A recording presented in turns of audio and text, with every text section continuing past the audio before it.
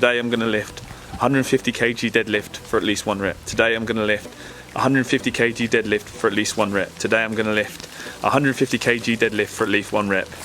Another beautiful day in England. Wet, windy, miserable, but it's a training day.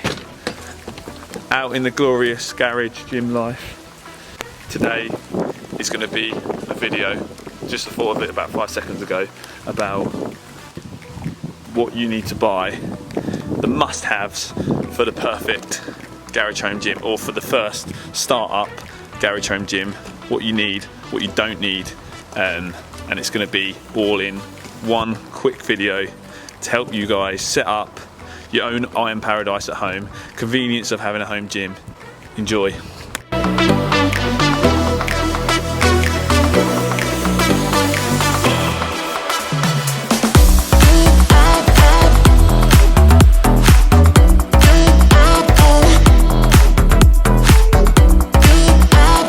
Why would this weather not make you want to own a garage gym? Okay, how to garage gym style. Let's do this.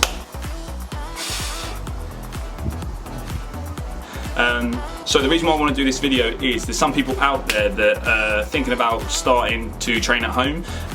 Even if it's not a garage, this will still apply. I'm just going to give you a quick bit of background about this video before I start.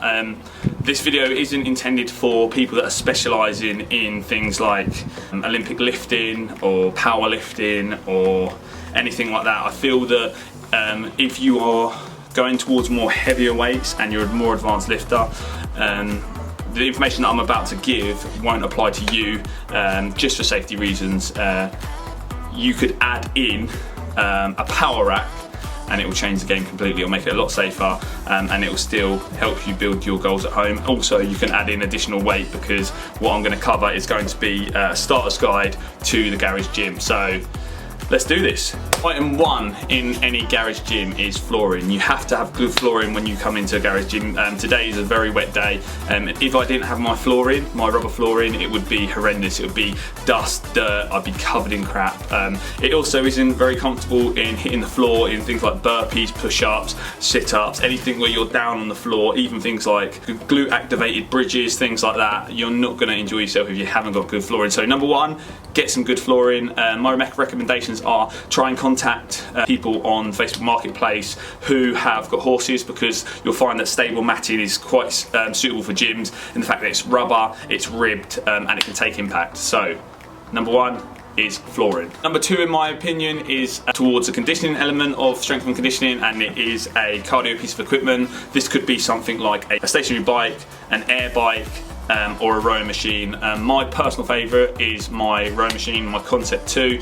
It is expensive, but if you look around, you can get a bit more of a bargain than buying it brand new. I got mine second hand or third hand, and it cost me almost half the price of what you'd pay for a brand new, maybe a third of the price of what you'd pay for a brand new one. So that'd be my second piece. You can apply it to conditioning circuits. You can do it for low intensity steady state, you can do it for high intensity interval training, and you can use it for warm-ups and priming the muscle groups and the movement patterns of things like deadlifts. If you're using a rowing machine prior to deadlift, you're warming up those back muscles. If you're using a bike or an air bike prior to squats, you're warming up the quad, you're warming up the hamstring. So that's a perfect piece of equipment, especially because we're working out in an environment where it's not heated, it's not air conditioned. So it's to get the muscles firing and the blood pumping to those muscles before you start running through the movement patterns required for the workout.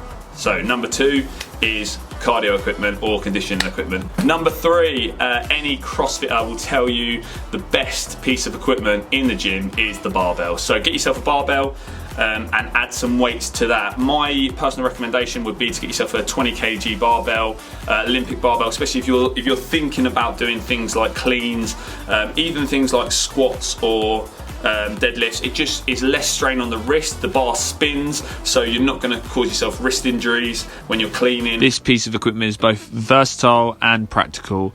You can perform so many different exercises with the barbell, using either hinge motions, squat patterns, presses, overhead pushes, rows. The list is endless, so definitely invest in a Olympic barbell, 7 foot, 20 kg. This is something that I would say. So number 3 is a barbell.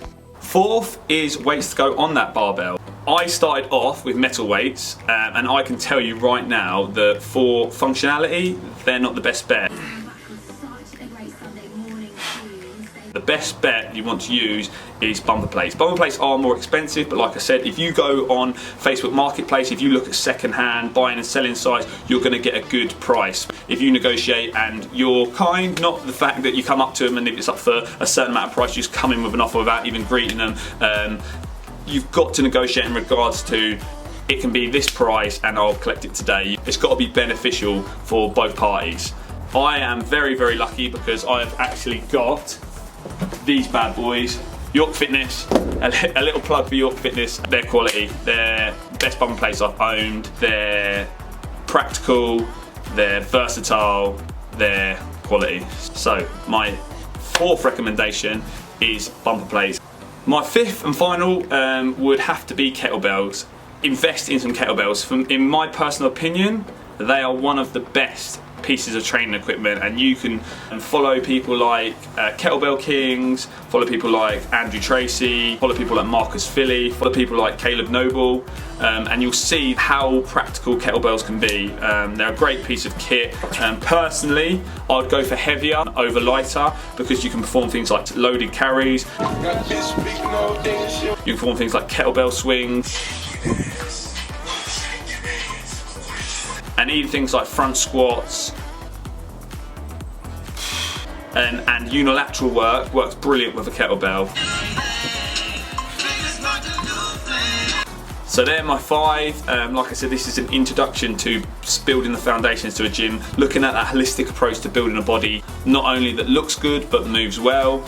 If I was going to move on from there and go a bit more in depth into moving on from the foundations of building a home gym, it would be get yourself a good chin-up bar, get yourself a good dip station, and then racking. I mean, if you've got a small space like me, one of the best investments I made was some racking, and it's just to get all that stuff out of off the floor.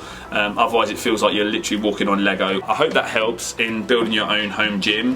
From there, it's about being safe, making sure that you're not lifting ridiculous amounts of weight on poor equipment. So I'd go from there, I'd go on to things like getting yourself a nice, strong, sturdy rack, and that's something that I haven't even got yet, and I need to get myself I want to get a half power rack, just to give myself that safety. I mean, I'm starting to lift heavier now. I'm going into my strength phase of my programming, and the weights are going up, and I want to make sure things like my squat and my especially my bench press are safe, as I have no spot. I'm working out my own, and if I drop it on my neck, no one's going to probably discover me until tomorrow morning, so that'd be a great way to end my life, doing something I love doing.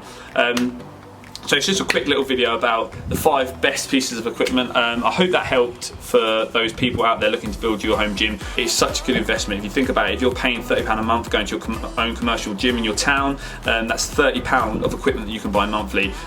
If you're smart, you'll buy it all second hand and you'll get a steal. I mean, my home gym, I've probably been building it for 2 to 3 years, and it's pretty much got everything I need in it.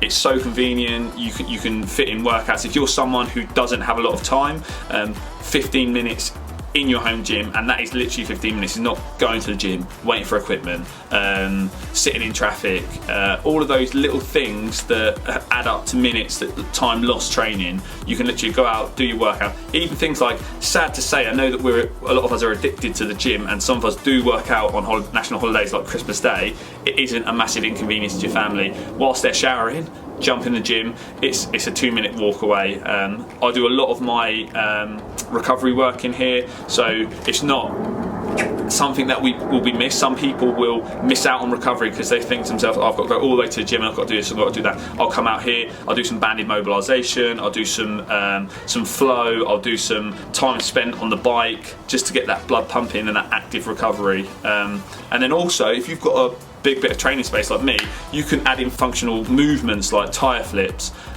sled drag, sled pushes, rope pulls, all of those things that there's not often space in a commercial gym to do. So it's one of the best investments that I've ever made, apart from my house and my wife. So I hope that you enjoyed that, guys. It's a short video, to the point, and I've just got to say, I'm going to give another shout out to York Fitness. Some of the stuff in my gym, so my dumbbells, my slam balls, my bumper plates, my bands are York Fitness. So massive shout out to the guys at York Fitness, Paul and George. Thank you so much, guys, for hooking me up. And until next time, guys, hope you enjoyed the video and enjoy your week, and I'll catch you later. Peace.